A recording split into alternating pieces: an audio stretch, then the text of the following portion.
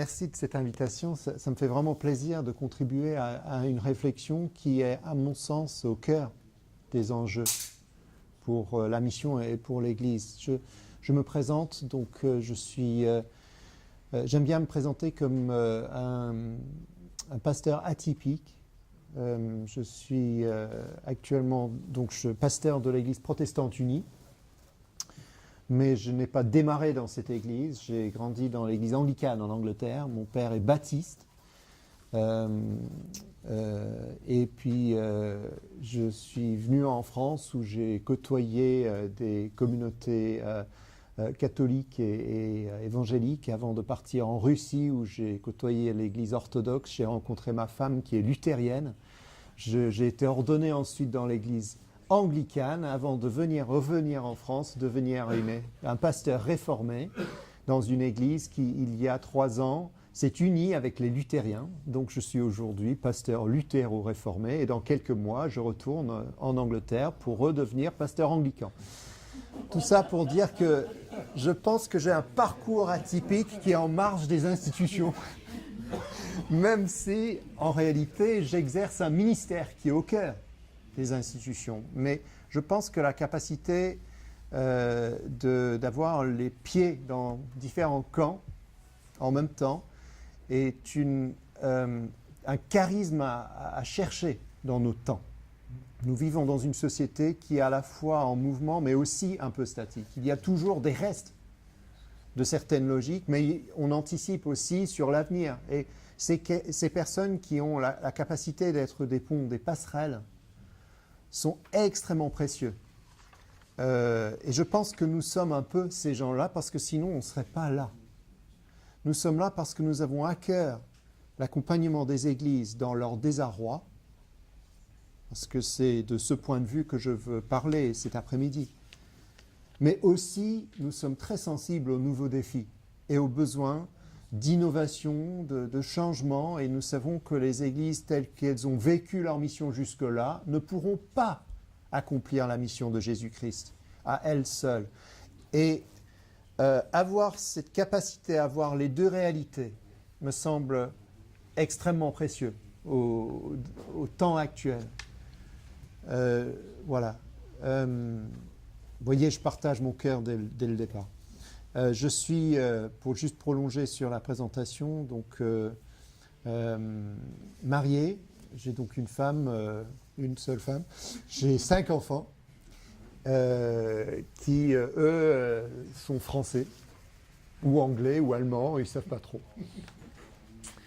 Et qui font partie de cette génération qui papillonne, qui ont un engagement spirituel, mais qui sont autant à l'aise dans des milieux évangéliques que des milieux charismatiques, que des milieux anglais, français, etc. Et qui, dans un sens, sont le reflet d'une réalité générationnelle qui souvent est portée par des réalités Internet.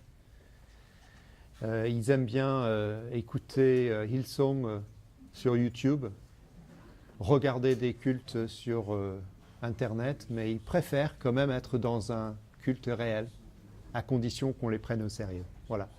Donc tout ça, c'est mon arrière-plan personnel. Et puis, au niveau ecclésial, je suis, comme je vous ai dit, pasteur dans l'Église protestante unie. J'étais pendant 9 ans pasteur d'une église locale, qui était une église en fin de course quand je suis arrivé.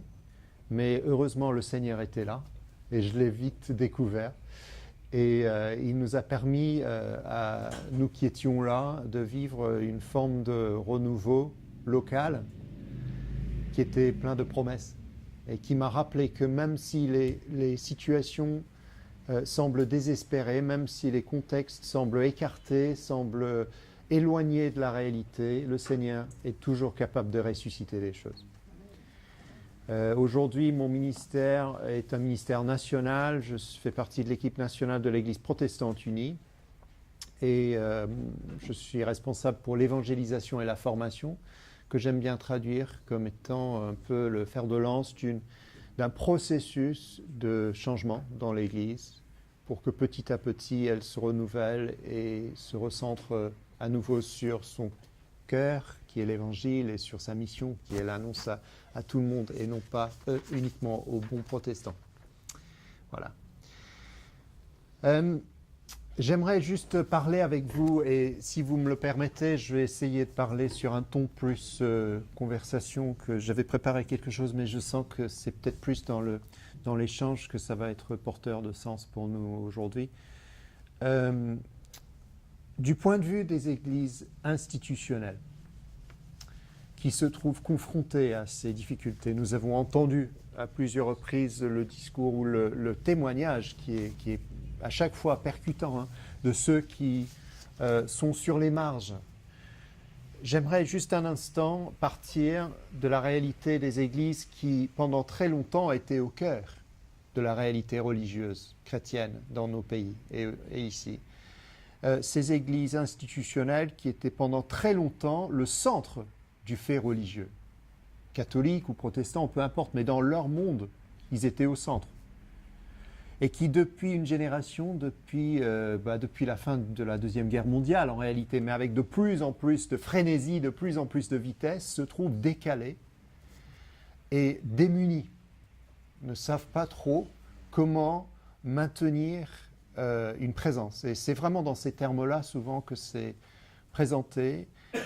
Souvent, les communautés n'ont pas l'ambition de grandir, mais simplement de maintenir une présence qui, pour eux, a été porteuse de vitalité et de vie spirituelle. Et c'est, je pense, dans ce sens-là qu'il faut les regarder de manière bienveillante, parce que ce sont très souvent des personnes fidèles qui voient autour d'eux une communauté vieillissante et qui a de la peine à se renouveler, qui a beaucoup de mal à se raccrocher à une société en évolution, et pourtant qui veulent vivre une vraie fidélité au Seigneur. Mais cette fidélité, elle est, nous le savons, toujours traduite par une forme d'incarnation. Et pour eux, cette fidélité a été incarnée par des formes qu'elles connaissent, ces personnes. Et donc, il y a souvent une amalgame entre les formes et le fond, qui n'est pas volontaire, mais qui est de l'ordre d'une recherche de fidélité. Et dans nos églises, et je pense que les églises catholiques, c'est autant vrai que nos églises traditionnelles protestantes, que je rencontre très souvent, on voit des personnes très fidèles qui prient, qui espèrent malgré eux, mais qui sont démunies devant la réalité d'une exode, qui ne comprennent pas pourquoi il n'y a pas d'enfants, ce qu'ils n'ont pas réussi à faire pour que leurs enfants ne les suivent pas. Encore pire, ce qu'ils n'ont pas pu faire pour que leurs petits-enfants, maintenant, ne viennent même pas au catéchisme. Vous voyez, c'est la progression des church, de de-church, non-church. Nous, on voit en 3 générations. On passe de ceux qui sont fidèles aux enfants qui ont été catéchisés mais qui ne pratiquent pas. Et maintenant, à la 3e génération, ce sont les petits-enfants qui ne viennent même pas dans l'Église, qui sont du coup déconnectés de l'Église et dit non-church complètement. Ce n'est pas que les gens dans nos églises ne voient pas cette réalité, c'est qu'ils ne savent pas quoi en faire. Et il y a beaucoup de personnes fidèles qui sont, qui vivent avec une forme de culpabilité, avec le message reçu qu'ils n'ont pas su, eux, faire des choses. Et donc, ils se disent, mais qu'est-ce qu'on n'a pas fait pour en arriver là? Et une partie de mon ministère, en fait, c'est très pastoral. C'est aussi un travail d'évangéliste, parce que je vais dans ces paroisses, et la première chose que j'essaie de leur faire, c'est qu'en fait, peut-être que vous auriez pu faire autre chose, mais on peut toujours faire mieux. Mais la réalité, c'est que ce n'est pas une infidélité de votre part, c'est un changement sociétal qui touche toutes les institutions, qui fait que toutes nos églises instituées, toutes nos églises qui portent une tradition, qui sont là depuis plus d'une génération, sont confrontées à la même question. Comment ça se fait que ce qu'on faisait avant avec réussite, aujourd'hui on fait la même chose, mais ça ne marche pas de la même manière? Et quand on annonce une parole simple comme ça, pour leur dire « ce n'est pas de votre faute », et puis on complète avec un message positif, c'est que le Seigneur, lui, ne change pas, et que son message reste pertinent, et que la clé, ce n'est pas dans les méthodes, mais c'est dans une confiance retrouvée dans l'Évangile et dans le Seigneur de la moisson, qui lui sait appeler des gens, qui lui peut convertir les cœurs, qui lui par son esprit peut ressusciter les morts, c'est là où il y a un petit basculement qui se fait. Et régulièrement, dans les visites que je fais dans des paroisses, je vois des situations où structurellement, institutionnellement, il n'y a pas beaucoup de mouvement. Objectivement, on regarderait et on dirait que ce n'est pas là vraiment un terrain propice à de nouvelles choses. Mais quand on commence à creuser, on a des gens qui eux aussi ont soif et il suffit de poser une parole de promesse qui vient de l'Évangile, qui ouvre une porte plutôt que de fermer une porte de culpabilité, de condamnation, de jugement, et qui leur donne un espoir et qui leur dit « vous êtes peut-être porteur de quelque chose ». Alors voilà, ça c'est pour un peu planter le décor. Et mon expérience aussi, juste pour terminer là-dessus, puisqu'on est sur l'image de la plantation, c'est que quand on commence à creuser et créer un terrain où les gens commencent à croire à nouveau, vous savez que parmi les caractéristiques étudiées en Angleterre pour définir pourquoi les églises ne grandissent pas, une des caractéristiques, un des facteurs, c'est une... comment appeler ça? C'est une forme de non-croyance réelle. C'est-à-dire que les gens croient, mais en fait, ils ne croient pas réellement. Vous voyez, ils disent des choses, mais dans les faits, ce qu'ils disent ne se traduit pas dans les actes. C'est-à-dire, ils croient que le Seigneur est maître, mais en réalité, ils ne croient pas que les choses vont changer. Et une des clés, c'est de faire ce basculement entre ceux qui savent en théorie et l'engagement pratique dans la prière, dans l'action, qui est porté par une conviction renouvelée spirituellement. Et quand on découvre que ces lieux-là sont peut-être des lieux arides, objectivement, vus de l'extérieur, en réalité, le Seigneur a déjà planté des choses. Et il faut juste creuser le terrain et encourager, arroser. Il y a souvent des choses inattendues qui commencent à émerger à l'intérieur des structures classiques. C'est dire que l'Église émergente, c'est un phénomène compliqué. Parce que ça peut être en marge, mais les marges, ça peut être aussi au centre, si vous voyez ce que je veux dire. Il peut y avoir des éléments inattendus qui commencent à émerger au milieu des structures. Et ça peut être très dérangeant pour ceux qui préfèrent garder les choses, mais on pourra peut-être en rediscuter. Un des défis auxquels sont confrontées donc nos églises qui sont plutôt de tradition, face à cette réalité de changement aujourd'hui, c'est le besoin de changer totalement de logique. Et c'est très déstabilisant. C'est un défi intéressant qui est résumé par Jean-François Barbier-Bouvet, qu'on a cité à plusieurs reprises, mais que je vais juste vous relire. Il a fait une intervention récemment et je le cite, ses propos à la fin de cette intervention où il a dit « Nous sommes face à de nouveaux comportements spirituels et les églises feraient bien d'adapter leur discours et leurs rites à cette nouvelle donne. Pour l'avenir, on ne sait pas ce que vont faire les générations suivantes, celles qui n'ont pas été christianisées dans leur jeune âge et qui n'ont donc pas de connaissances religieuses. Aujourd'hui, la méconnaissance ne vient pas de l'oubli, comme pour leurs aînés, je l'ai su mais je l'ai oublié, mais de l'ignorance, je n'en ai jamais entendu parler. Donc, là aussi, les églises feraient bien de ne plus compter sur le renouvellement automatique de paroissiens qui viendraient retrouver ce qu'ils ont connu ultérieurement, mais bien de trouver comment s'adresser à des personnes qui sont simplement en recherche de sens, sans a priori de référence antérieure. Ça confirme tout ce qu'on a dit aujourd'hui, mais c'est le redire dans ce contexte-là. Et ce déplacement interroge énormément les églises instituées, les églises institutions. Et je donne deux exemples. Il y a une paroisse au cœur de Paris, une paroisse luthérienne, qui a un très grand bâtiment magnifique. Il n'y a pratiquement personne qui y va maintenant pour le culte, à un tel point où ils n'ont plus de culte tous les dimanches, c'est un culte tous les 15 jours, etc. En même temps, ils ont une communauté coréenne qui utilise leur bâtiment.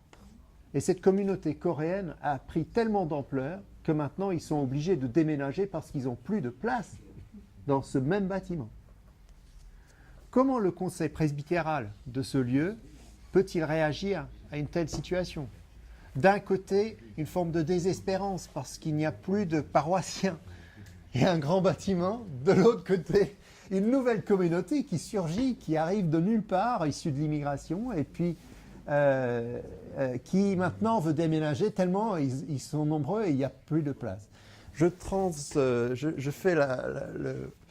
transfère ça à ma réalité quand j'étais pasteur à Mantes-la-Jolie. On avait un deuxième temple au Mureau. Le dimanche matin, on était 3 ou 4 et on a reçu dans un temple avec de la place pour 80 personnes. On a reçu un jour donc une demande d'une communauté africaine qui se réunissait sur les Mureaux, qui jusque-là s'étaient réunis dans des appartements, mais qui étaient devenus beaucoup, beaucoup trop importants, et c'était très compliqué. Donc eux, ils se sont tournés vers nous, l'église traditionnelle, pour demander l'utilisation des locaux. Je ne peux pas vous dire à quel point c'était compliqué de discuter de ça au conseil presbytéral. Mais s'ils viennent, ils vont vouloir mettre une pancarte, on ne saura plus que c'est un temple réformé. Mais ils vont certainement changer la disposition des chaises. Mais ceci, cela, etc. Mais quand on creusait un peu, en fait, c'était des questions d'identité. Et c'était des peurs. C'était des peurs de tout d'un coup se trouver envahi par la nouveauté. J'avais été en paroisse, en poste depuis peut-être 3 ans. Et la communauté que j'avais rencontrée au début, qui était entre 10 et 15 personnes le dimanche matin, était devenue une communauté rassemblée le dimanche d'une 60aine de personnes, ou 80 personnes avec une 30aine d'enfants. Vous imaginez le désarroi donc des 10 qui étaient là, qui depuis des générations avaient connu leur église et tout d'un coup se trouvaient entourés de 70 qui ne connaissaient pas. C'était plus leur église. Et pourtant, ils voulaient accueillir.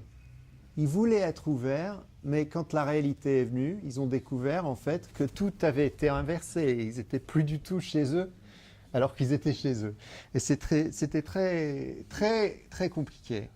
Entre le rêve qu'on a et le désir, et la réalité quand ça arrive, ça peut être compliqué. Comment réagir à ces réalités-là?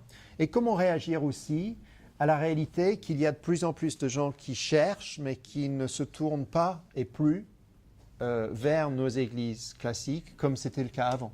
Alors, il ne faut pas trop simplifier la situation, parce qu'on a encore des gens qui se tournent vers les églises. Et les actes pastoraux, comme on les appelle, les baptêmes, les mariages, les enterrements, les obsèques, etc., c'est encore un lieu d'évangélisation remarquable. Ne serait-ce que parce que c'est un des rares moments où tu as réuni en un lieu des gens qui ne mettent jamais les pieds dans l'église. Donc il faut les saisir, ces occasions-là. Mais il y a beaucoup de gens qui ne mettront jamais les pieds dans l'église et pourtant sont en recherche. Typiquement, dans nos églises classiques et les institutions, il y a 2 réactions. Il y a une réaction de peur et une réaction d'audace. Et très souvent, les deux sont mélangés.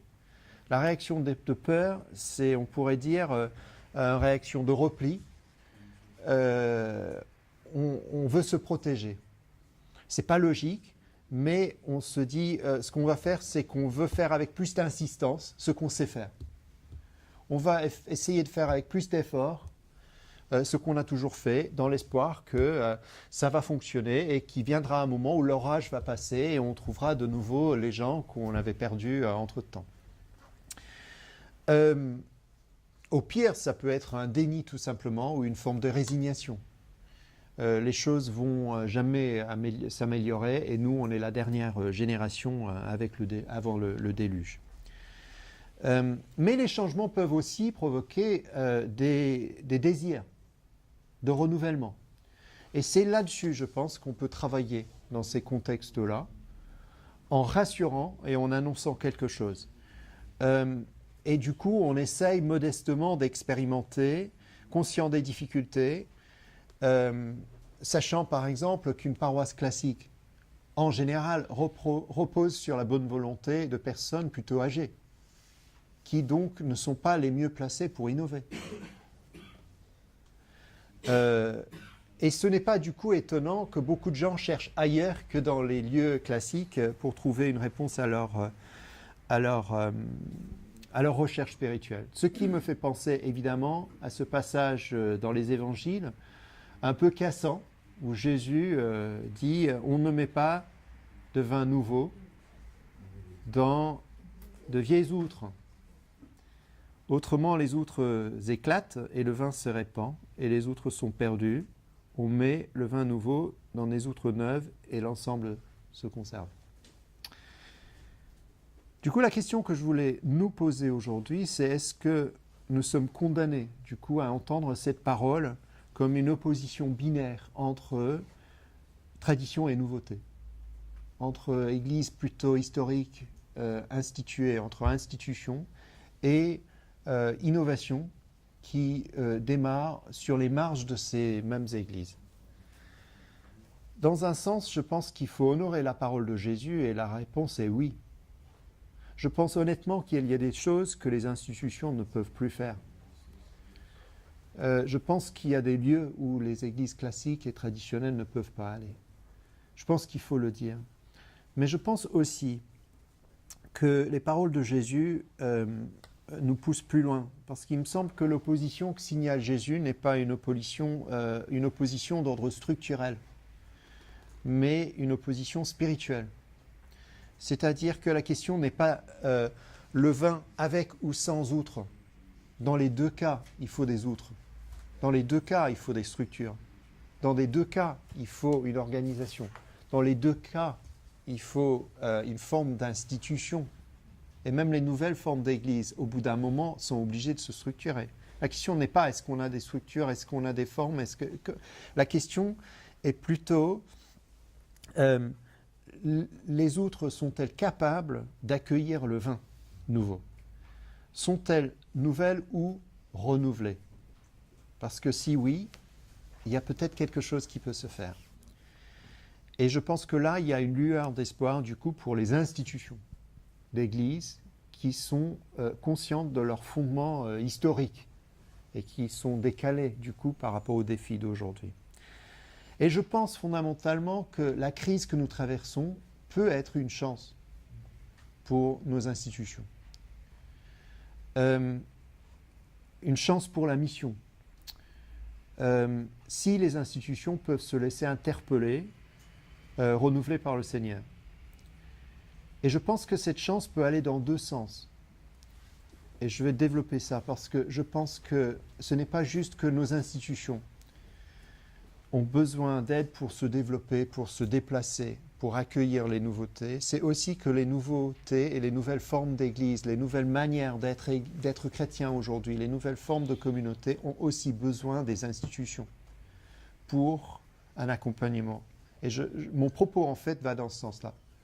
J'espère que je vais arriver à ça en disant que nous avons besoin les uns des autres et que les formes d'église qui sont au bénéfice d'une histoire et donc qui ont une plus grande structuration ont des atouts à offrir. Comme les nouvelles formes d'église qui sont émergentes ont des atouts à offrir. Et il faut honorer ça, mais il faut essayer de travailler le lien entre les deux qui est extrêmement compliqué à faire jouer.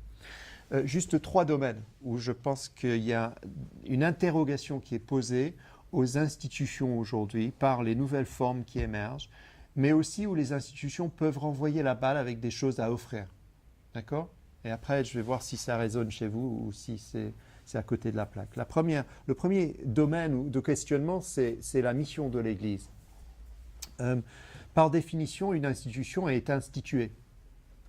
Donc, elle se définit par sa structure, par sa solidité, par ses fondements stables. Or, nous savons que nos contextes actuels sont marqués par le mouvement et la souplesse. Et ce décalage-là est difficile à vivre et interroge donc en premier lieu les institutions, les paroisses historiques, etc.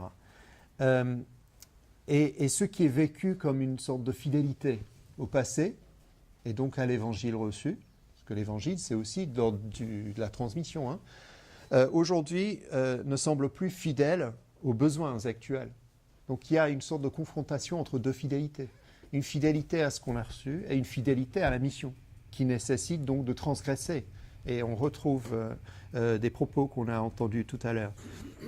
Pour le dire autrement, ce qui était inculturé avant, au cœur de la culture, ne l'est plus aujourd'hui. On est d'accord. Les formes classiques d'église sont en fait des formes inculturées, mais d'il y a 1 ou 2 siècles. et qui se trouve aujourd'hui décalé par rapport à la situation aujourd'hui. Ce qui ne peut pas ne pas interroger les églises sur leur identité. Tellement les églises historiques ont défini leur identité même en rapport avec leur contexte. La société. L'Église catholique, c'est extrêmement troublant aujourd'hui, parce que pendant des siècles, l'Église catholique définissait son rôle par rapport à la France. C'était l'Église de France, c'était ça son rôle. Aujourd'hui, le fait que la société soit déplacée et que l'Église reste là, ça interroge non seulement la question de la mission, mais c'est vraiment l'identité même de l'Église qui est questionnée. Mais, donc la question c'est pourquoi est-ce qu'on est là, finalement pourquoi l'Église est là? Mais la question identitaire ouvre sur une autre voie, c'est la question missionnaire. Parce que si on se dit pourquoi est-ce qu'on est là, la question c'est pour qui sommes-nous là, finalement? Pour qui? Et il me semble que ce questionnement qui, de mon point de vue et d'après mon expérience locale en traversant la France, se pose partout. Partout, cette question se pose. Qui sommes-nous et pourquoi est-ce qu'on est là? Parce que ce qui était de l'ordre de l'évidence avant ne l'est plus du tout. Ça questionne très profondément. À partir de ce questionnement-là, je pense qu'il peut vraiment y avoir des choses positives qui peuvent en sortir sur la question de la mission. Parce qu'il me semble que c'est là l'occasion de retrouver le sens premier de la mission, qui n'est pas autour d'un ensemble d'acquis historiques, d'une place à retrouver dans la société. C'est autour d'une dynamique reçue, la dynamique de l'Évangile, insufflée par le Saint-Esprit. Et les églises traditionnelles sont peut-être bien placées aujourd'hui pour retrouver ce souffle-là, parce que interrogées par ces questions fondamentales. Mais ce qui est assez encourageant, c'est que le défi, c'est de retrouver un souffle. Ce n'est pas de trouver, c'est de retrouver un souffle. Autrement dit, il est question de retrouvailles. Dans l'histoire même de ces églises aujourd'hui décalées, il y a le souffle de l'esprit.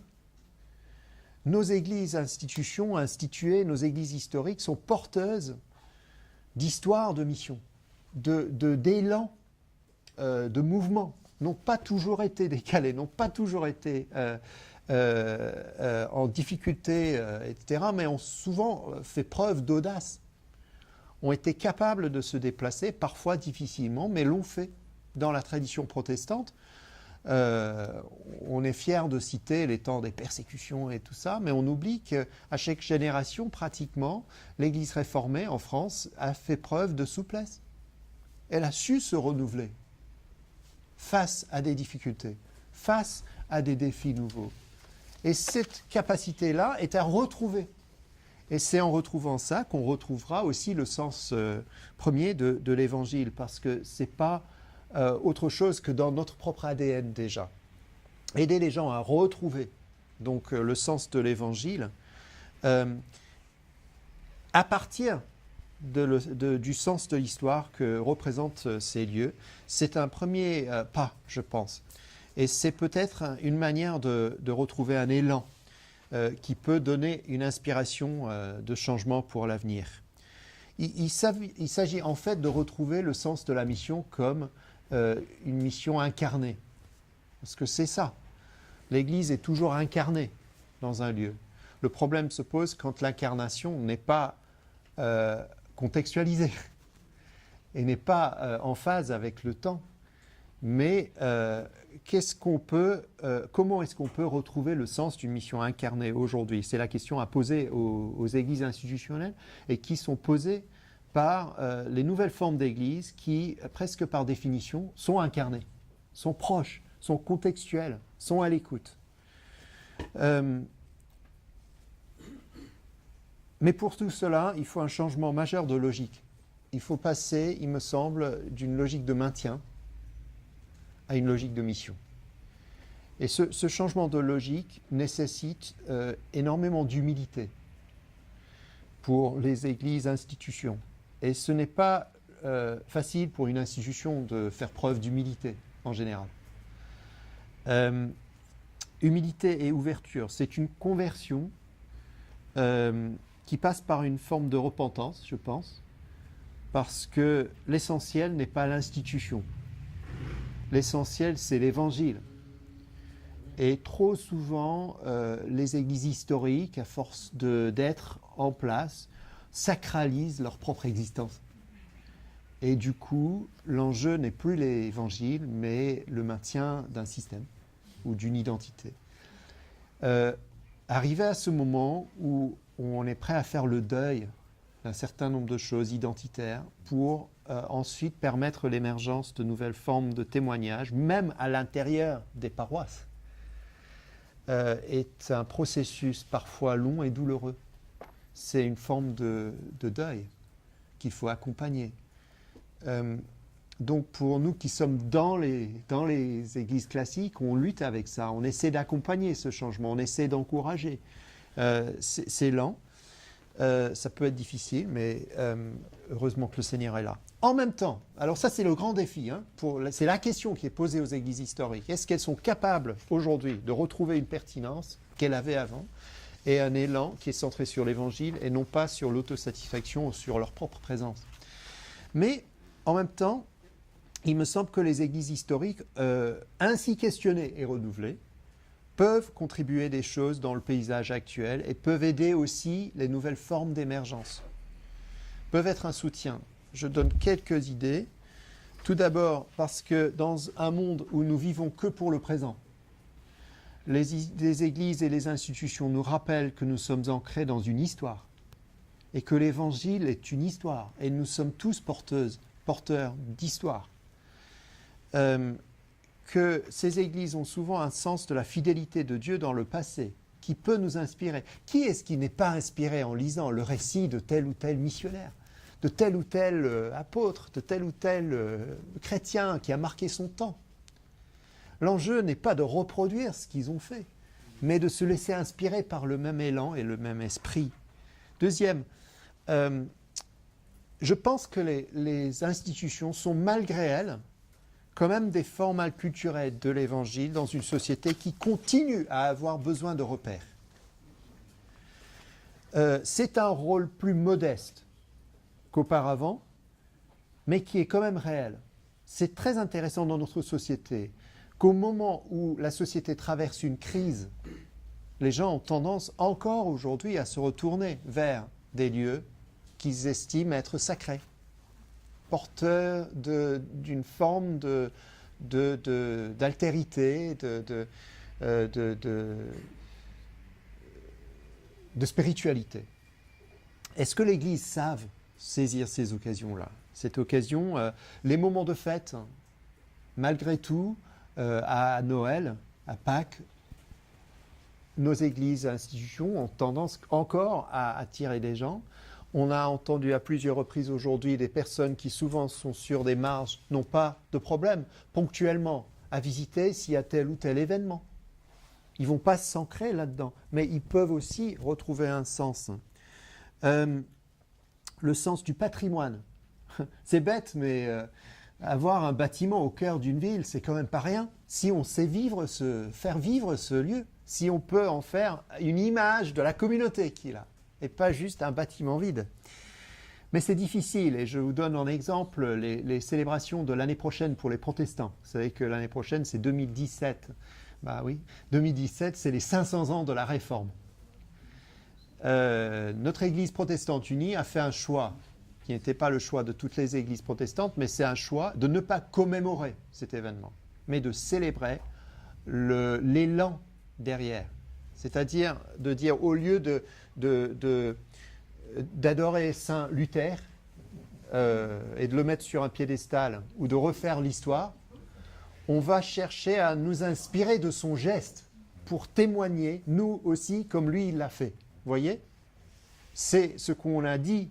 Mais dans les faits, toutes nos paroisses font de la commémoration. Parce que c'est ce qu'on sait faire. Donc, on est beaucoup plus facilement porté de nouveau vers le passé que l'avenir. Et on ne sait pas toujours se saisir de ces occasions offertes. Mais les occasions sont là, même pour les églises historiques. Et puis, dans les atouts, il me semble que les institutions, leur structuration, leur solidité, n'est pas seulement un frein. Ça peut être aussi une source de stabilité qui est de l'ordre d'un tuteur à côté des petites pousses qui émergent. Vous savez qu'une plante qui commence à émerger, qui n'a pas de structuration, elle est vulnérable. Elle a besoin d'aide. Pas de manière pas avec dédain, avec respect. Mais les églises structurées ont peut-être des choses à ce niveau-là à offrir pour accompagner, pour protéger, pour autoriser, pour encourager et aussi pour donner une vision claire. Je donne 2 exemples. Nous, dans l'Église protestante unie, on est de plus en plus influencés par la pensée de l'Église d'Angleterre, que vous connaissez sans doute, mais une Église instituée, institution traditionnelle, mais qui a su relever le défi de la mission en se renouvelant de l'intérieur avec une logique d'économie mixte, où on valorise et l'ancien et le nouveau. Mais qu'est-ce qui est sorti de ça? C'est très intéressant. Un rapport d'Église en 2004, appelé Mission Shaped Church, donc une église façonnée pour et par la mission, mais qui ne s'adresse pas uniquement aux nouvelles formes d'église, mais aussi aux anciennes formes d'église, en disant que toute l'église est appelée à être missionnaire. Et pendant les 15 ans ou les 10 ans qui ont suivi la sortie de ce rapport, l'institution a joué le rôle de visionnaire. C'est l'institution qui a été capable de semer un message, une vision, d'encourager les petites églises en leur disant « c'est possible, c'est là qu'on va ». Je pense qu'une institution a une fonction de pédagogue et peut ouvrir des voies en articulant une vision. Parce que les structures sont là pour une communication. Parce qu'on n'est pas simplement en petits groupes autonomes. Il y a une structuration de l'ensemble et donc il y a une possibilité de mobilisation, ne serait-ce qu'en termes de message, pour autoriser, pour encourager. Il se trouve que l'Église d'Angleterre est allée beaucoup plus loin que le message seulement. Ils ont aussi se sont dit, dans nos structures, on peut libérer les forces. Donc on va encourager tous les évêques à donner un message à toutes les paroisses, qu'il est possible d'innover, qu'il est même souhaitable d'innover, et si vous voulez le faire, on est là pour vous soutenir. Et puis ils ont encouragé chaque paroisse, non seulement à innover à l'intérieur de leur paroisse, mais oser lancer de nouvelles initiatives en dehors de leurs frontières habituelles. Donc on est vraiment là sur les marges, mais c'était initié par l'institution, ou plus précisément l'institution a facilité la prise d'initiative qui est montée de la base. Donc je pense qu'il y a un jeu, il y a un rôle là assez positif. Dans notre Église protestante unie, depuis 2013, alors là je racontais à quelqu'un, en 2013 on a uni l'Église luthérienne et l'Église réformée. C'était une union institutionnelle. Mais c'était le moment symbolique pour redire le sens de la mission à toute l'Église. On s'est dit, c'est une institution, c'est un moment institutionnel, mais on va s'en servir pour rappeler à toute l'Église que l'Église n'est pas institution, elle est mission. Et donc depuis 2013, on n'arrête pas de marteler à toutes nos paroisses que nous voulons être une Église de témoins, et non pas juste une église tournée vers le passé. Ça, c'est une fonction institutionnelle qui me semble assez pertinente, qui peut être assez mobilisateur. Voilà, je vais aller plus vite parce que le temps passe, mais deuxième, ça c'était sur le sens de la mission. Deuxième, il me semble, interrogation que posent les nouvelles formes à nos institutions, c'est sur la vie même de l'Église. Vous savez que les nouveautés qui arrivent posent un problème aux institutions parce que les institutions tendent naturellement vers la formalisation et vers l'uniformisation des choses, n'est-ce pas? C'est par définition, les institutions sont là pour structurer, pour réglementer, pour donner un cadre, etc. Mais le contexte actuel est marqué par la recherche de sens, pas par une forme particulière, et par la diversité des offres et des lieux. Alors c'est un sacré défi donc, qui est lancé à nos églises classiques qui souvent se définissent par une même forme. La messe, la liturgie, les paroisses, une forme qui réunit. si on commence à diversifier les formes, eh ben, qu'est-ce qui va unir finalement? Donc, c'est une interrogation très importante qui est lancée aux institutions, aux églises historiques. Comment retrouver le sens de l'Église autrement que dans les formes? Et dans beaucoup de nos paroisses, ce qui définit l'Église, c'est les activités. C'est la messe, c'est le culte, c'est l'étude biblique, c'est ce qu'on fait. Alors qu'il me semble que le contexte missionnaire dans lequel on est et les nouvelles formes d'Église interrogent profondément nos églises sur ça. Le sens de l'Église n'est jamais là en premier. Le sens de l'Église, c'est dans la communauté de disciples. C'est dans notre capacité à être en lien avec le Seigneur et les uns avec les autres. Et puis, ce n'est pas dans l'universel, hein, c'est dans le local que la mission doit se faire aujourd'hui. Dans notre capacité à incarner l'Évangile dans le contexte local que le Seigneur nous donne.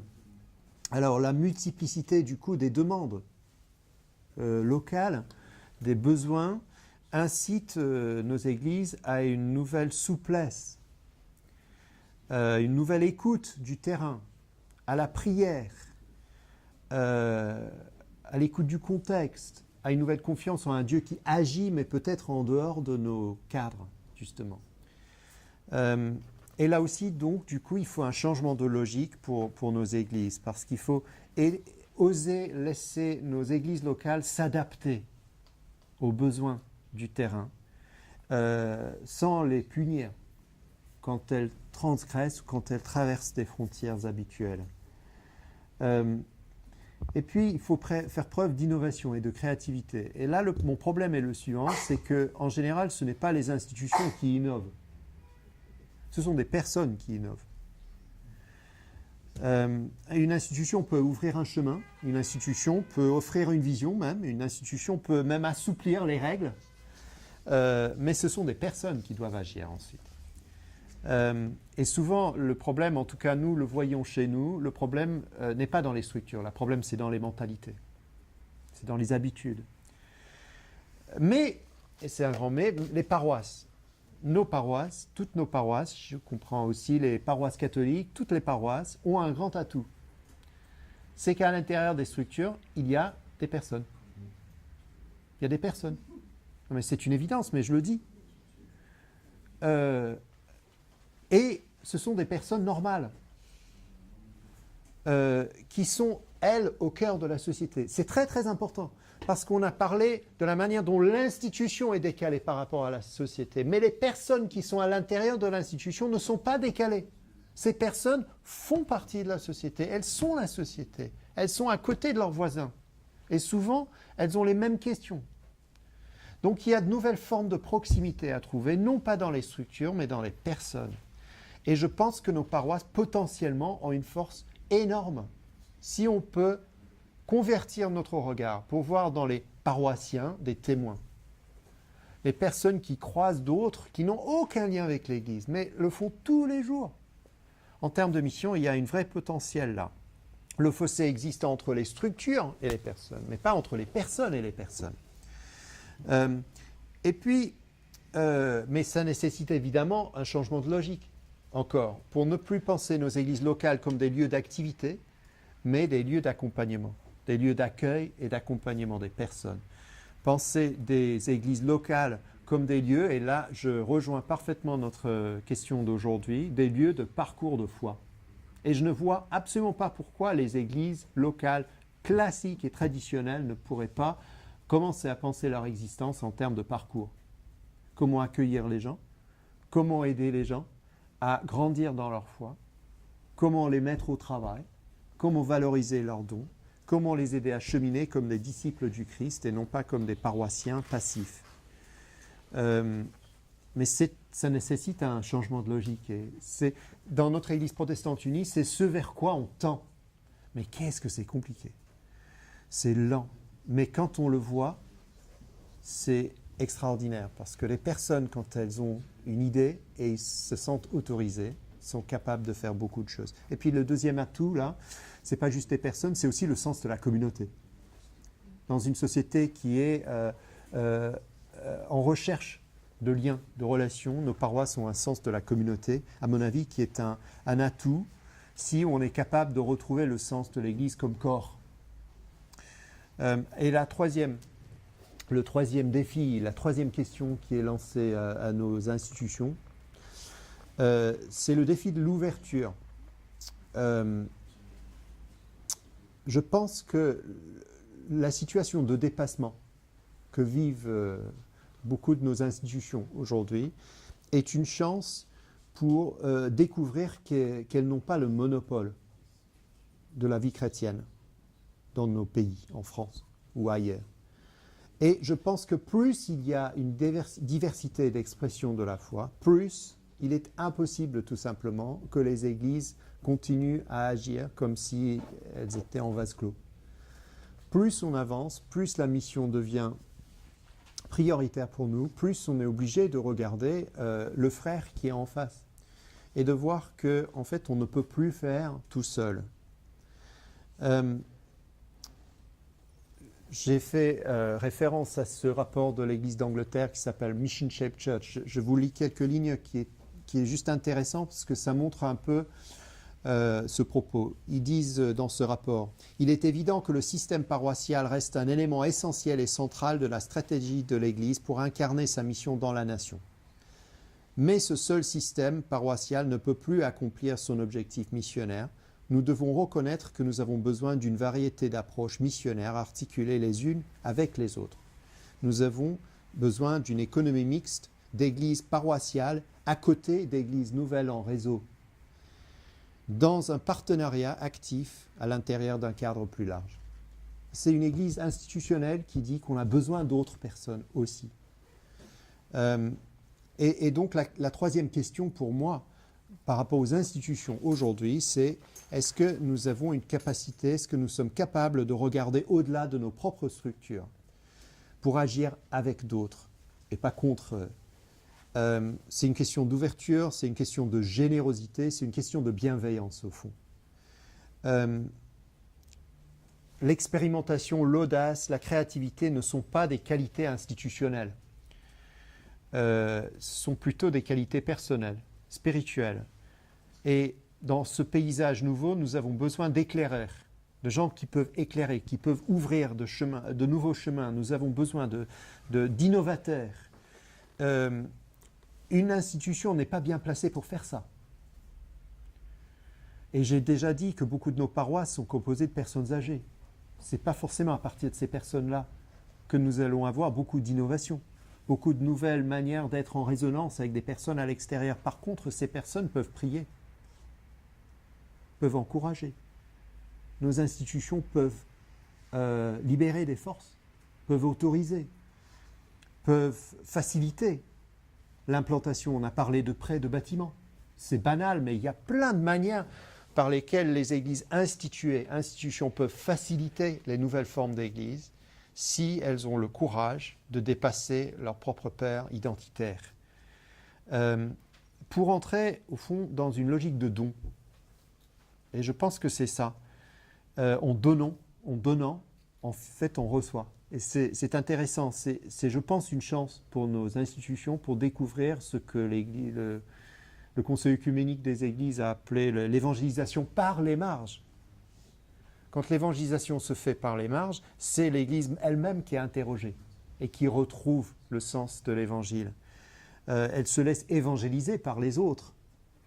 Et ça, c'est peut-être une prière à porter, que par la nouveauté, nos institutions, qui ont beaucoup d'atouts, soient elles-mêmes réévangélisées et en mesure d'accompagner la croissance. Mais c'est vrai que ça nécessite un dépouillement, un renoncement et une humilité qui n'est pas facile. Mais il y a une dimension œcuménique qui est très claire, qui est au cœur de Témoins, mais une dimension qui va bien au-delà simplement de l'œcuménisme. Être prêt à entrer en partenariat avec ceux qui ne sont même pas dans l'Église, avec ceux qui sont en recherche, ceux qui n'entrent pas dans le cadre, ceux qui perturbent les cadres, parce qu'on croit qu'il y a quelque chose de plus important que les structures, et c'est l'Évangile incarné dans la vie des hommes et des femmes. Je pourrais dire beaucoup plus de choses là-dessus et je suis porté dans mon ministère par cette idée de qu'est-ce que ça veut dire vivre une économie mixte où l'ancien encourage le nouveau et le nouveau se sent épaulé par l'ancien. Et je trouve que là, il y a vraiment quelque chose à creuser. Mais je conclus juste en disant, pour moi, la question n'est pas institution ou pas institution. Il faut des structures de toute façon. Et toute nouvelle forme d'église est obligée de se structurer. Autrement dit, il faut des outres. Les outres sont là pour structurer, pour protéger, pour accueillir le vin.